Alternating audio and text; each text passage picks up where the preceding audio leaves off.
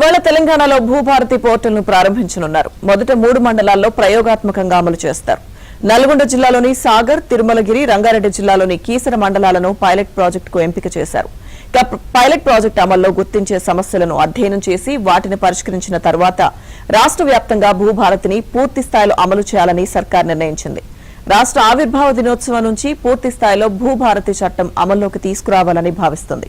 అటు ఇవాళ భూభారతి పోర్టల్ ఆవిష్కరణ ప్రత్యక్ష ప్రసారానికి వ్యవసాయ శాఖ ప్రత్యేక ఏర్పాట్లు చేస్తుంది. తెలంగాణ వ్యాప్తంగా 566 రైతు వేదికలలో ఈ కార్యక్రమాన్ని ప్రత్యక్ష ప్రసారం చేయనుంది. భూభారతి వెబ్సైట్ ను తెలుగు, ఆంగ్లం, ఉర్దూ భాషల్లో అభివృద్ది చేయాలని సీఎం రేవంత్ రెడ్డి అధికారులను ఆదేశించారు. పోర్టల్లో వాడే భాషకు సంబంధించిన ఫాంట్ అందరికీ అర్థమయ్యేలా ఆకర్షణీయమైన రంగుల్లో ఉండాలని సూచించారు. భూభారతి చట్టం, పోర్టల్, లోగో విషయాల్లో వరుస సమావేశాలు నిర్వహిస్తున్న సీఎం అధికారులకు పలు కీలక సూచనలు చేశారు. భూభారతి పోర్టల్ అందుబాటులోకి వచ్చాక నాణ్యమైన వనరులున్న సర్వర్ను వినియోగించాలని, ఏకకాలంలో 1 కోటి మంది బ్రౌజ్ చేసినా సవ్యంగా పనిచేయాలని ఆదేశించారు. సాంకేతికత, అవసరమైన బ్యాకప్ ను ముందుగానే ఏర్పాటు చేసుకోవాలని సీఎం రేవంత్ రెడ్డి ఆదేశించారు. ఇందుకోసం వివిధ రాష్ట్రాలు వినియోగిస్తున్న సాంకేతికతపై అధ్యయనం చేయాలన్నారు.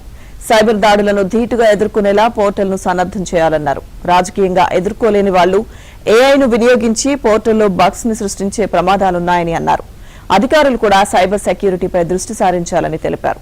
ఈ పోర్టల్ నిర్వహణను విశ్వసనీయత ఉన్న సంస్థకు అప్పగించాలని సీఎం దిశానిర్దేశం చేశారు. ధరణితో ప్రజలు ఎదుర్కొన్న సమస్యలను భూభారతి పోర్టల్ పరిష్కరించేలా ఉండాలన్నారు సీఎం రేవంత్. ఇందుకోసం పోర్టల్ అందుబాటులోకి రాగానే ప్రజల నుంచి ఫీడ్బ్యాక్ తీసుకోవాలని సూచించారు. భూభారతి లోగో పైన ముఖ్యమంత్రి ప్రత్యేక దృష్టి సారించారు. గతంలో డిజైన్ అయిన పలు లోగోలను అధికారులు సీఎంకు చూపించారు. వాటన్నింటినీ ఆయన తిరస్కరిస్తూ లోగో విషయంలో కీలక సూచన చేశారు. పంటలకు సంకేతంగా ఆకుపచ్చ రంగు, సాగునీటికి సంకేతంగా నీలం రంగు, అందులో తెలంగాణ తల్లి విగ్రహం ప్రతిబింబించేలా లోగోను తీర్చిదిద్దాలని అప్పట్లో సీఎం ఆదేశించారు. ఆ మేరకు లోగోను రూపొందించినట్లు తెలిసింది. భూభారతి పోర్టల్లో తెలంగాణ రైజింగ్ లోగోను కూడా అప్లోడ్ చేస్తారని సమాచారం.